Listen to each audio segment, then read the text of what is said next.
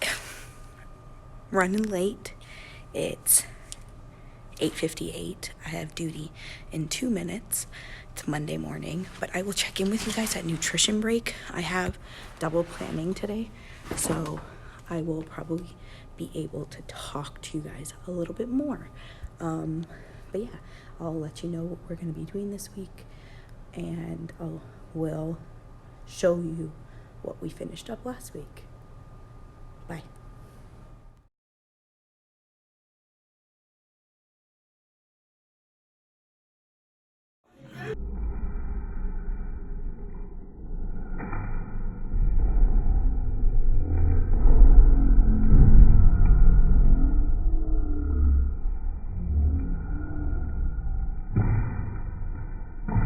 I need to look at the camera. I think we should put a foam on the bottom and some pipe cleaners so that it fall and land safely, and then the egg will fall. Yeah, like slowly. Yeah, slowly. Why don't we just put like some foam on the side? If it lands on the side, the egg might go through the foam inside. We'll do that first. Let's make a bit more foam. Sure.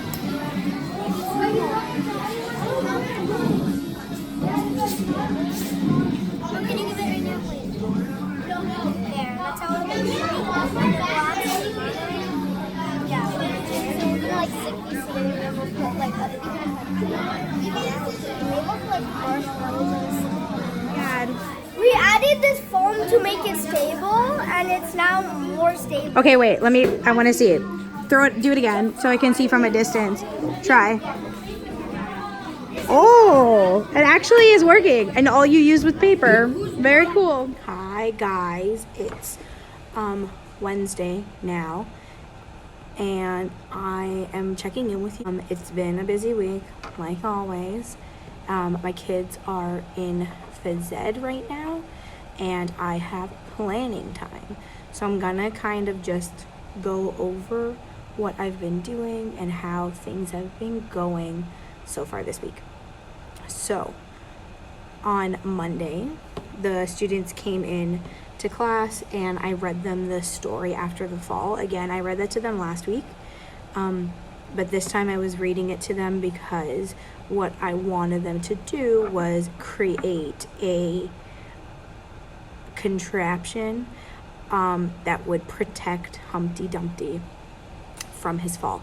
So the kids worked. Oopsie.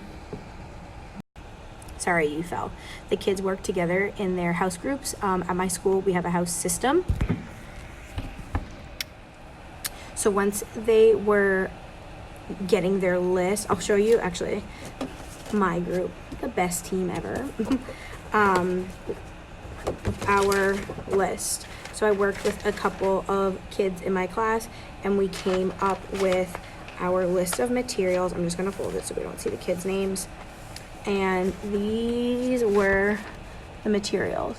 So we knew that we needed soft materials because we wanted to protect our eggs. Leaves, pipe cleaners, sponges, flour, a cup, a parachute, some foam, a bottle of water maybe, a box, straws, memory foam, cucumber, a bunch of things like that. So once they came up with their list, they had to come up with a plan of what they wanted their actual contraption to look like. This is what my group came up with. We knew that we wanted to make a parachute, an egg, and then we used some foam pieces to protect it.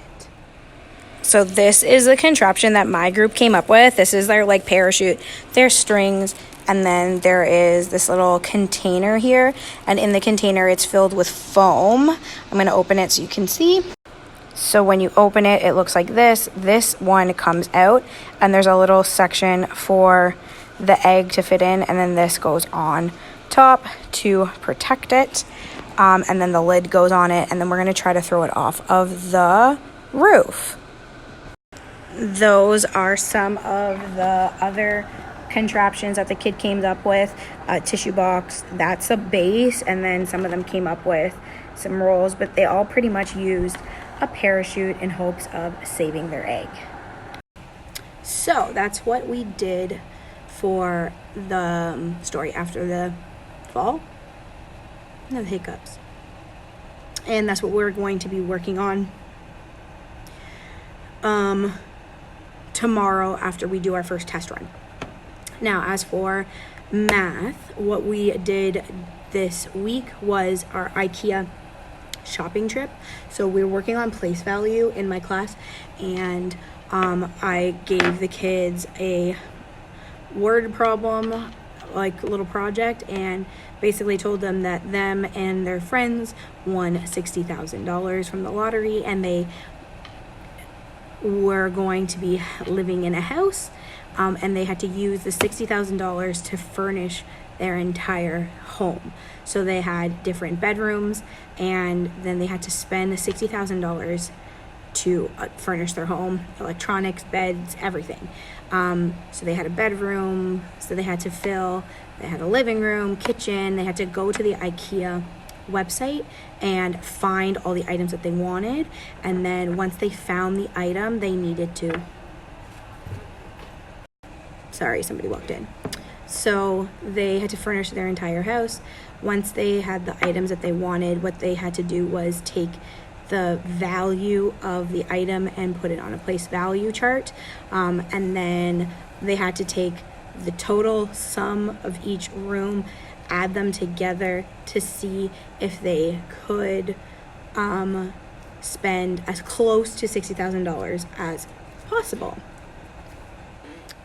So yeah, that's what we did for place value. I just wanted to make sure the kids knew how to use a place value chart, and to make sure that they understand that each digit in a number has a value and what that value is, because what we are going to be doing now is review on addition and subtraction.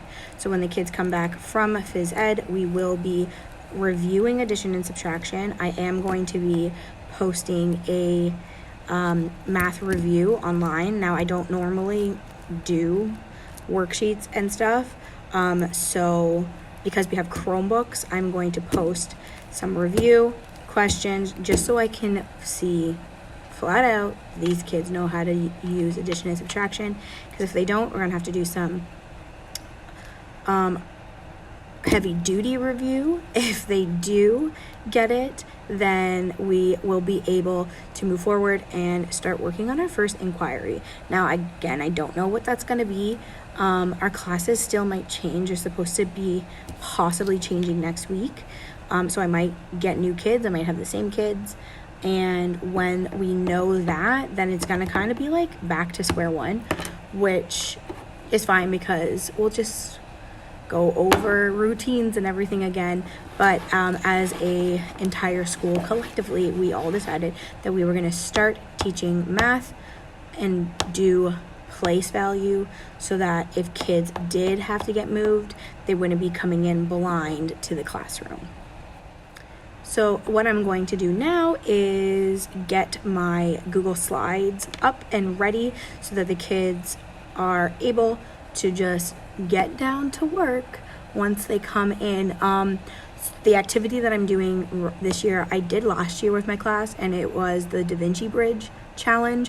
And if anybody knows what a Da Vinci Bridge is, basically Leonardo da Vinci created a bridge, and the bridge was not held together with any types of fasteners, just gravity and friction. So I show the kids a video of a father and a son creating a Da Vinci Bridge on YouTube, and then I give them popsicle sticks.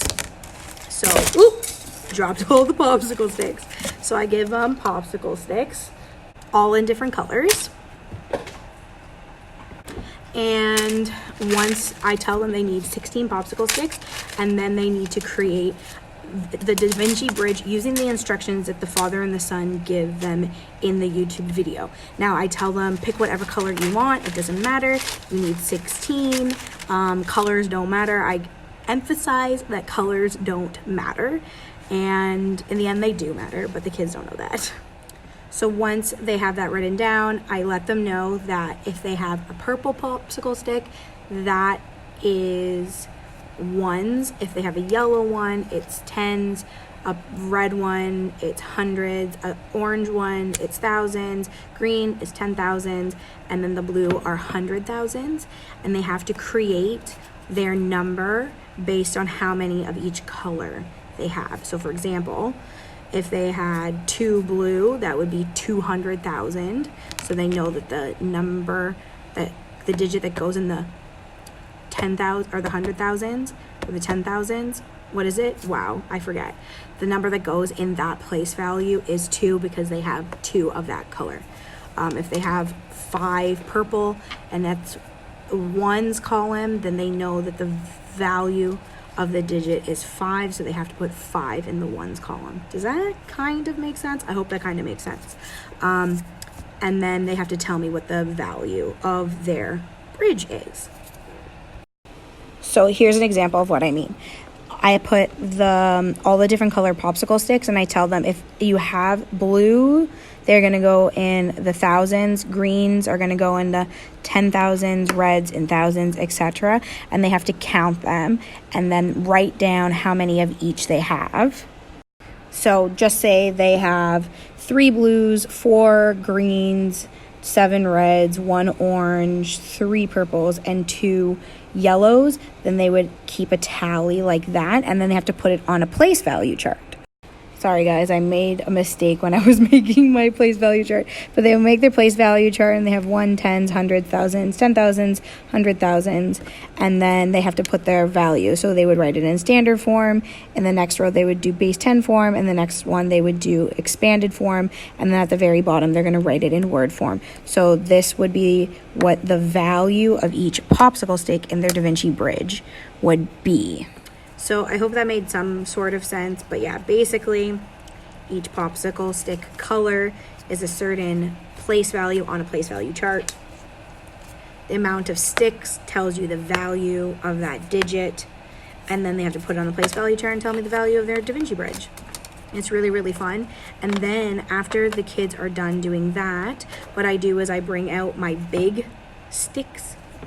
They're like, I don't know, like a 1.5 feet. And they're about like 1/2 inch wide, and we make like a big Da Vinci bridge with all the kids in the class, and I get them to sit on it because they are like amazed by the fact that it actually holds them up. So that's what we're doing today as soon as the kids come back from phys ed. I will leave the video to the Da Vinci bridge that I'm talking about in the description box. If you also would like the lesson, because I do have a Google Slides presentation that shows the kids how to start off their Da Vinci bridge, as well as a video of myself and another teacher creating it, like step by step, to show them actually how to get through it, because sometimes it can be tricky. And then it also has the instructions for like the place value chart with the popsicle sticks in there as well. So if you would like that, let me know in the comments below, because it is a really fun one. The kids get really frustrated because they don't know how to make it, but as soon as they figure it out, it's super easy, and it's a fun way for them to get to practice place value. But yeah, that is all that we are going to be doing today. I will most likely check in with you tomorrow at some point. Or maybe at the end of the day. But for now, I shall talk to you guys later.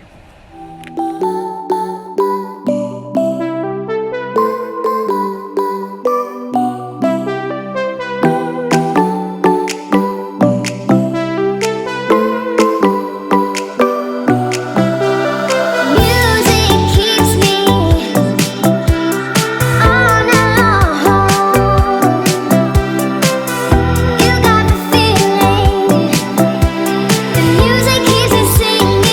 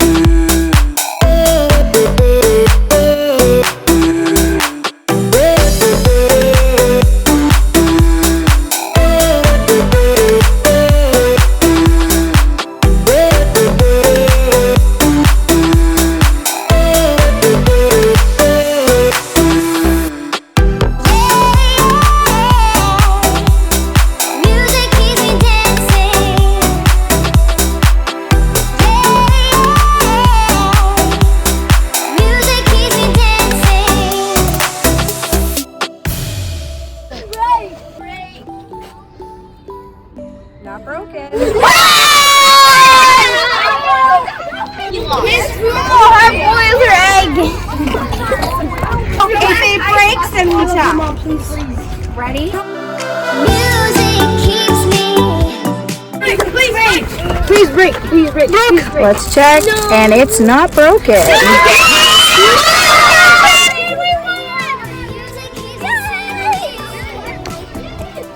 So sad. We won.